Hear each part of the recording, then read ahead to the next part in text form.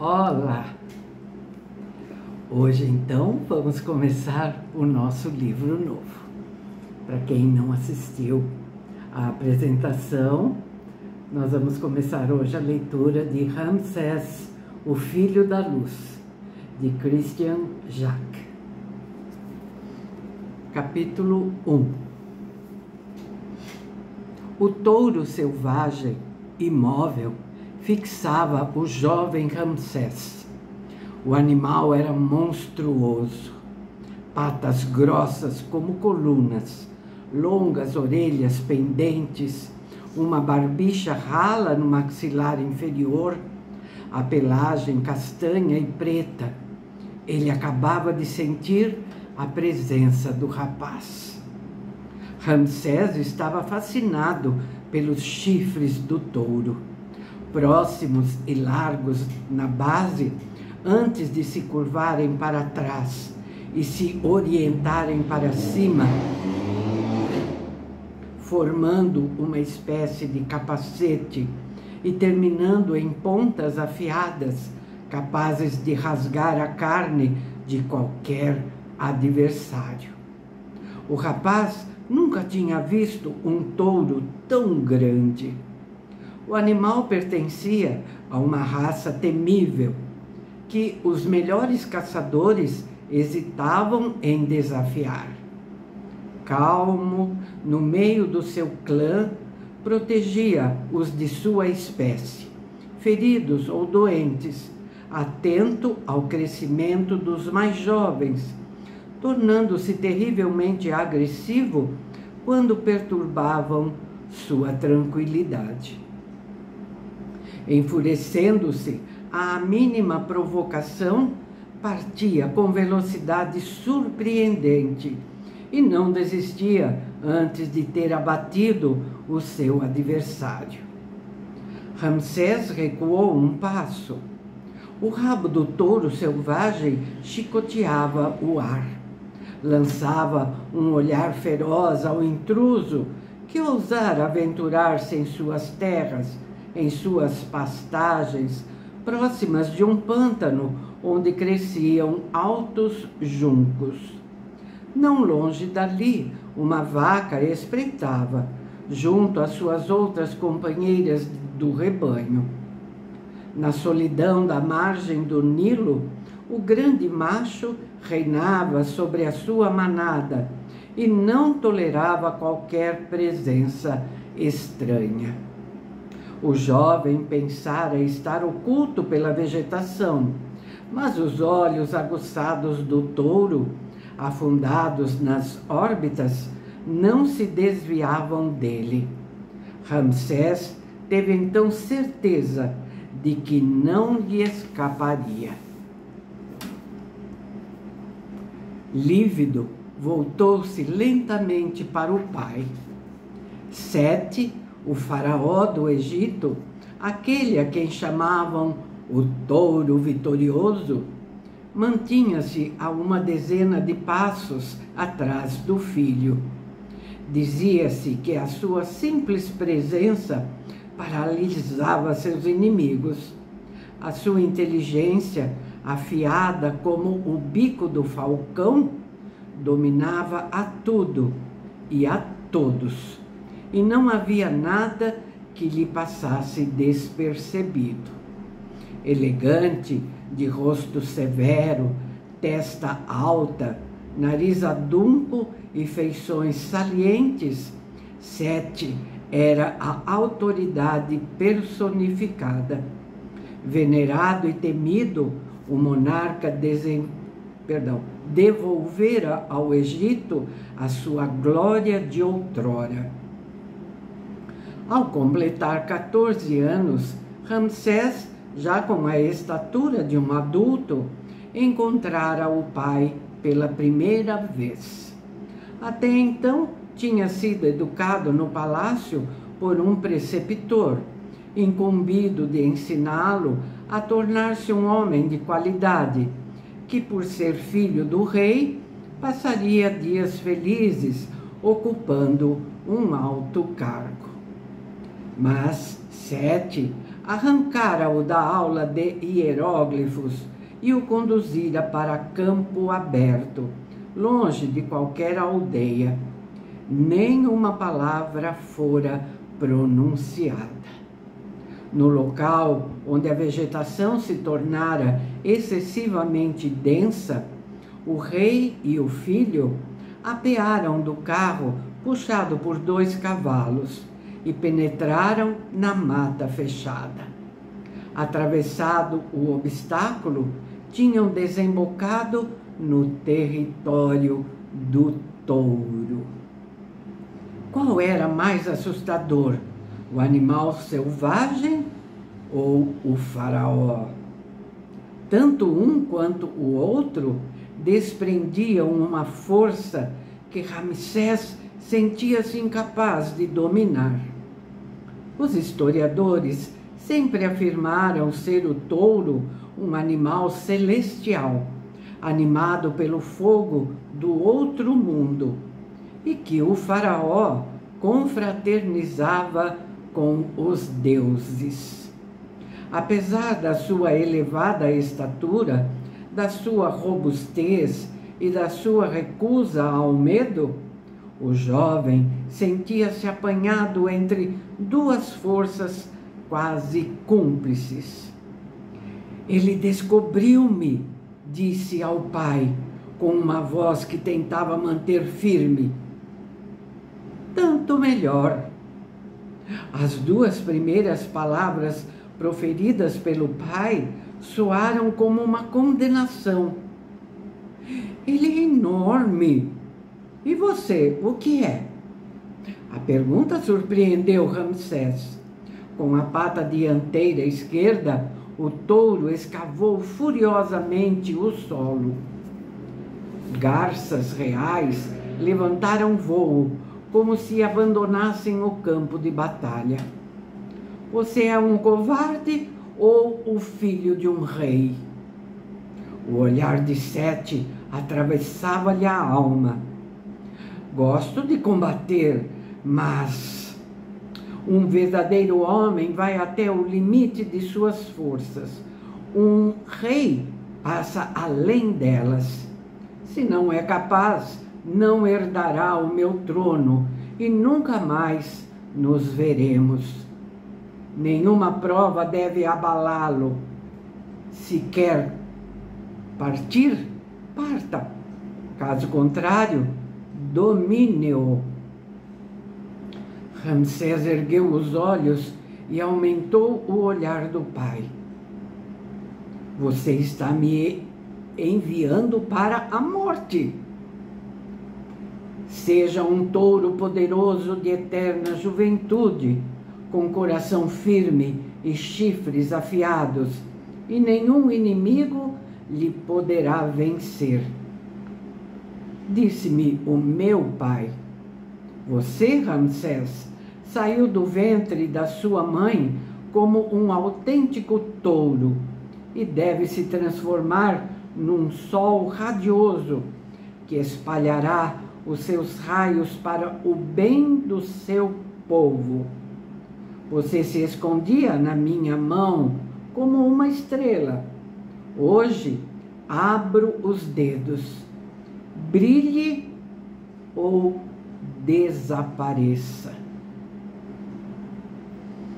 O touro soltou um mugido. O diálogo dos intrusos irritava-o. Ao redor, os sons dos campos extinguiam-se. Do roedor ao pássaro, todos se apercebiam da iminência do combate. Ramsés encarou o animal. Em luta de mãos limpas, já havia vencido adversários mais pesados e mais fortes do que ele, graças aos truques que o seu preceptor lhe ensinara. Mas que estratégia devia adotar perante um animal daquele porte? Sete entregou ao filho uma longa corda com nó corrediço. A força dele está na cabeça. Segure-o pelos chifres e você será o vencedor. O jovem recuperou a esperança. Por ocasião dos torneios náuticos no lago do palácio, tinha se exercitado bastante no manejo dos cordames. Assim que o touro ouvir o som do seu laço, avisou o faraó: ele vai atacá-lo. Não falhe, porque você não terá uma segunda oportunidade. Ramsés rememorou o gesto em pensamento e ganhou coragem em silêncio. Apesar da pouca idade, media mais de 1,70 m e exibia a musculatura de um perfeito atleta. Como o irritava o caracol infantil preso por uma fita à altura da orelha. Esse ornamento ritual era formado com seus magníficos cabelos louros.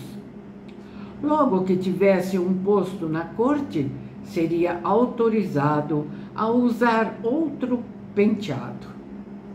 Mas o destino lhe daria tal oportunidade?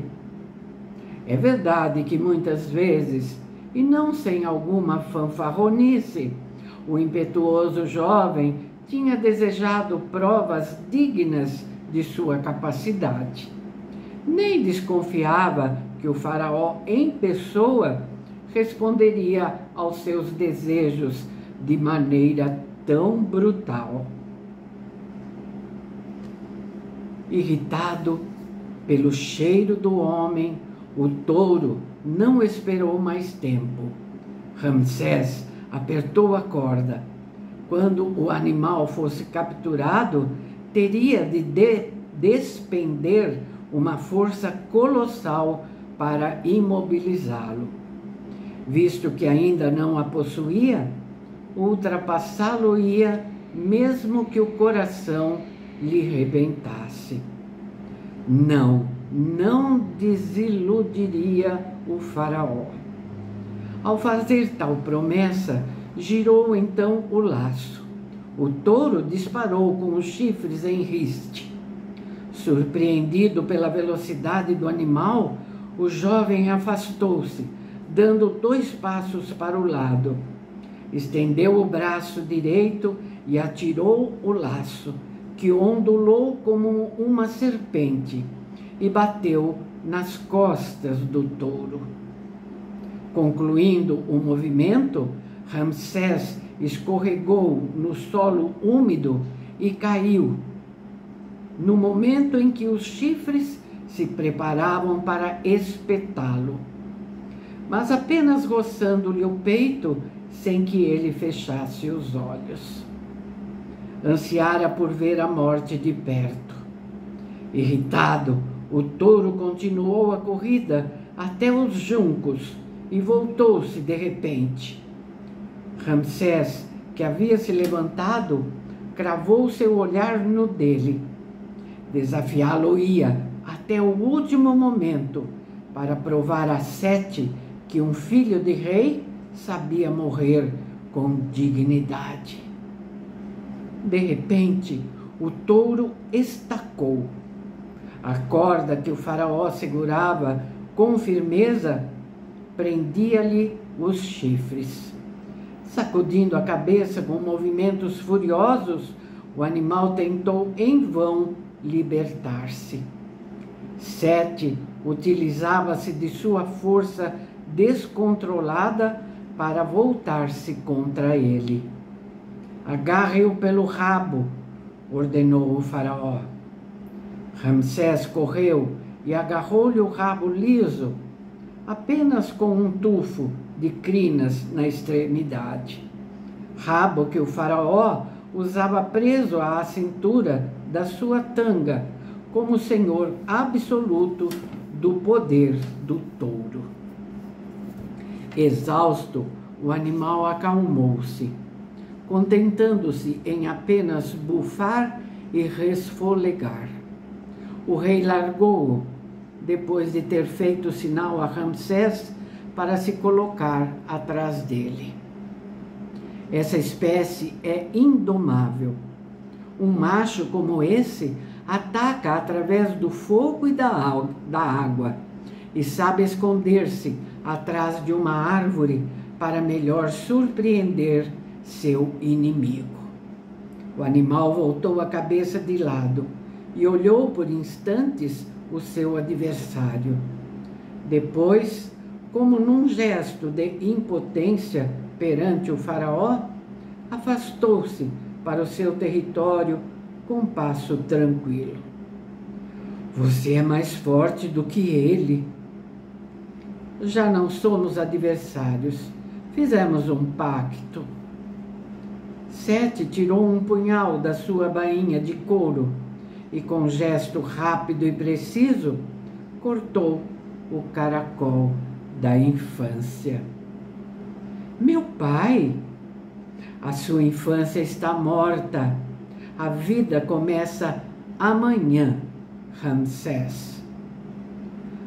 Não venci o touro, mas venceu o medo, o primeiro dos inimigos no caminho da sabedoria. Há muitos outros, mas muito mais do que os grãos de areia do deserto. A pergunta queimava os lábios do rapaz. Então devo entender que o Senhor me escolheu como seu sucessor? Você acha que somente a coragem basta para governar os homens?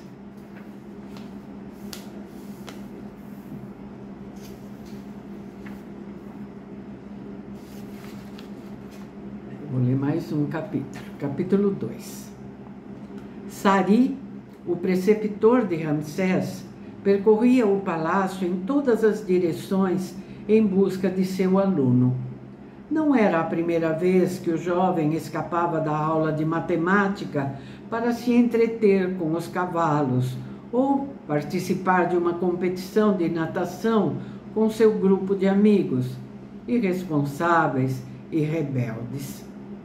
Jovem, porém barrigudo, pois detestava exercício físico, Sari zangava-se constantemente com o seu discípulo, mas ficava aflito à sua menor extravagância. Seu casamento com uma mulher muito mais jovem, a irmã mais velha de Ramsés, permitira-lhe ocupar o invejado posto de preceptor do príncipe. Invejado. É porque eles não conheciam o caráter obstinado e impossível do filho mais novo de Sete. Se não tivesse uma paciência inata e uma persistência enorme para abrir o espírito de um garoto muitas vezes insolente e demasiado seguro de si, Sari teria renunciado à sua tarefa. De acordo com a tradição, o faraó não se ocupava da educação dos filhos enquanto pequenos. Aguardava o momento de o adolescente emergir para a vida adulta, para o encontrar e testá-lo, a fim de saber se ele seria digno de reinar. Só que no momento a decisão estava tomada há muito tempo. Seria Shenar, o irmão mais velho de Ramsés, que subiria ao trono. Mas era necessário canalizar a fogosidade do mais novo, a fim de que ele se tornasse um bom general, no melhor dos casos, ou um animado cortesão, no pior deles. No vigor dos seus 30 anos, Sari passaria de boa vontade o tempo à beira do lago da sua vila, na companhia da esposa de 20 anos. Mas não acabaria por se aborrecer? Graças a Ramsés, um dia nunca se assemelhava ao anterior. A sede de viver daquele rapaz era inextinguível. A sua imaginação sem limites. Tinha cansado vários preceptores antes de aceitar Sari. Apesar da frequência com que se desentendiam, este acabava por conseguir atingir os seus objetivos: abrir o espírito do jovem a todas as ciências conhecidas e praticadas por um escriba. Sem que o confessasse, aguçar a inteligência perspicaz de Ramsés, dotado de intuições por vezes excepcionais, era realmente um prazer. Só fazia algum tempo que o jovem estava mudando. Ele, que não suportava um minuto de inatividade, detinha-se nas máximas do velho sábio Ptah-hotep. Sari tinha-o mesmo surpreendido a sonhar, olhando o bailado das andorinhas na luz da manhã. O amadurecimento tentava realizar a sua obra. Em muitos seres, falhava. O preceptor perguntava a si mesmo de que material seria feito o homem Ramsés. Se o fogo da juventude se transformaria noutro fogo, menos indisciplinado, mas igualmente potente. Como não se inquietar perante tantos dotes? Na corte, como em qualquer outro segmento da sociedade egípcia, os medíocres, cuja perpetuação estava assegurada, olhavam com ódio aqueles cuja personalidade tornava ainda mais apagada a sua insignificância. Embora a sucessão de Sete não gerasse problemas e Ramsés não tivesse que se preocupar com as inevitáveis intrigas fomentadas pelos homens de poder, os amanhãs talvez fossem menos risonhos do que aparentavam ser. Alguns pensavam já em afastá-lo das funções principais do Estado, a começar pelo seu próprio irmão. Em que se transformaria ele, enviado para uma província distante? Habituar-se-ia a uma existência rural ou ao simples ritmo das estações? Sari não tinha ousado revelar as suas preocupações à irmã de seu discípulo, cuja tagarelice receava. Quanto a abrir-se com Sete, impossível. Sobrecarregado de trabalho, o faraó estava demasiado ocupado em governar o país, cada dia mais florescente, para prestar atenção aos estados de espírito de um lacaio. Era bom que pai e filho não tivessem nenhum contato. Perante alguém tão poderoso como Sete, Ramsés não teria outra escolha a não ser a revolta ou o aniquilamento. Decididamente, a tradição tinha coisas boas. Os pais não eram as pessoas melhor indicadas para educar os filhos. A atitude de Tuia, a grande esposa real e mãe de Ramsés, mostrava-se muito diferente. Sari era um dos poucos a constatar a sua nítida preferência pelo filho mais novo. Culta, requintada, conhecia as qualidades e os defeitos de cada cortesão. Reinava como uma autêntica soberana sobre a casa real. Velava pelo respeito rigoroso da etiqueta e gozava tanto da estima dos nobres como da do povo. Mas Sari tinha medo de Tuia. Se a importunasse com receios ridículos, seria destituído da função. A rainha não apreciava os faladores. considerava uma acusação infundada tão grave quanto uma mentira. Mais valia calar-se do que passar por um profeta de mau augúrio. Apesar da sua repugnância, Sari dirigiu-se às estrebarias. Tinha medo dos cavalos e dos seus coices. Detestava a companhia dos palafreneiros, e mais ainda a dos cavaleiros, fascinados por proezas inúteis. Indiferente às piadas que soltaram ao passar por eles, Sari procurou em vão o seu discípulo. Ninguém o tinha visto nos últimos 2 dias e todos se admiravam com essa ausência. Durante horas, esquecendo o almoço, Sari tentou encontrar Ramsés. Esgotado, coberto de pó, resignou-se a regressar ao palácio ao cair da noite. Em breve teria que comunicar o desaparecimento de seu aluno e provar que estava completamente por fora do acontecido. Mas como enfrentar a irmã do príncipe? Carrancudo, o preceptor esqueceu-se de cumprimentar os seus colegas que saíam da sala de estudo. A partir do dia seguinte, de manhã, interrogaria, sem grandes esperanças, os melhores amigos de Ramsés. Se não conseguisse nenhuma pista, teria que admitir a terrível realidade. Que falta contra os deuses teria cometido Sari para assim ser torturado por um gênio mau?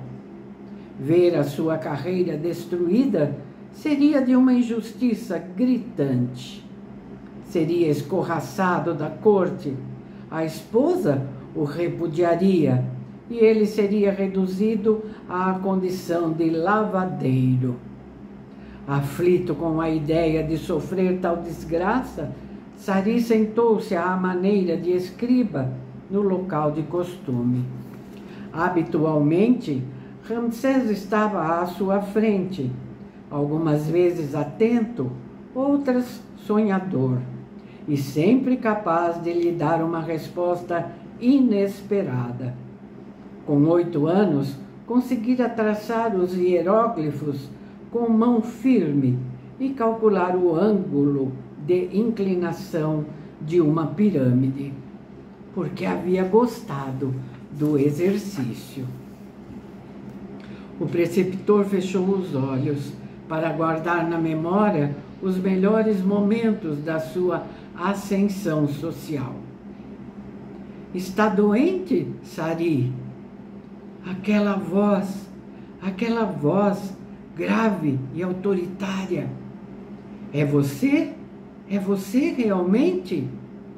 Se estava dormindo, continue. Se não, olhe. Sari abriu os olhos. Era, na verdade, Ramsés, também coberto de pó, mas com os olhos brilhantes. Precisamos nos lavar. Por onde você andou? Em lugares infectos, como as estrebarias. Estava à minha procura? Estupefato, Sari ergueu-se e andou em redor de Ramsés. O que fez com o caracol da infância? Foi meu pai que o cortou. Impossível! O ritual exige que... Está duvidando da minha palavra? Desculpe. Sente-se e escute, Sari. Impressionado pelo tom de voz do príncipe, que não era mais o de uma criança, Sari obedeceu. Meu pai me fez passar pela prova do touro selvagem. Não é possível. Não saí vencedor, mas enfrentei o animal e acho que o meu pai me escolheu como futuro sucessor. Não, meu príncipe, foi o seu irmão mais velho o escolhido. Ele passou pela prova do touro? Sete queria simplesmente confrontá-lo com o perigo de que você tanto gosta. Teria desperdiçado o seu tempo por tão pouco. Tenho certeza que foi a mim que ele chamou. Não se deixe embriagar e renuncie a essa loucura. Loucura? Há muitas personalidades influentes na corte que não apreciam nada em você. O que estão censurando? Por você ser assim, ser você mesmo, entendeu? Você me aconselharia, então, que eu me mantivesse no meu lugar? A razão assim o exige. A razão não tem a força de um touro. Os jogos do poder são mais cruéis do que imagina, e bravura não basta para vencê-los. Pois bem, você me ajudará. Como? Conhece bem os hábitos da corte. Identifique os meus amigos e os meus inimigos e me aconselhe. Não me peça muito. Sou apenas o seu preceptor. Esqueceu que a minha infância está morta? Ou se torna mais que meu preceptor, ou nos separaremos. Você me obriga a enfrentar riscos desnecessários e não está talhado para o poder supremo.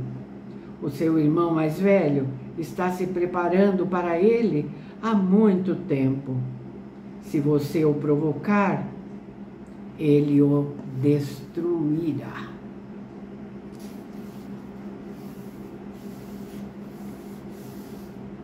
Bom, ficamos por aqui. Volto no próximo vídeo para a gente continuar a leitura do nosso novo livro. Espero vocês, espero que tenham se motivado para continuar a leitura. Eu garanto a vocês que é um livro maravilhoso. Até o próximo vídeo, então. Muito obrigada. Tchau.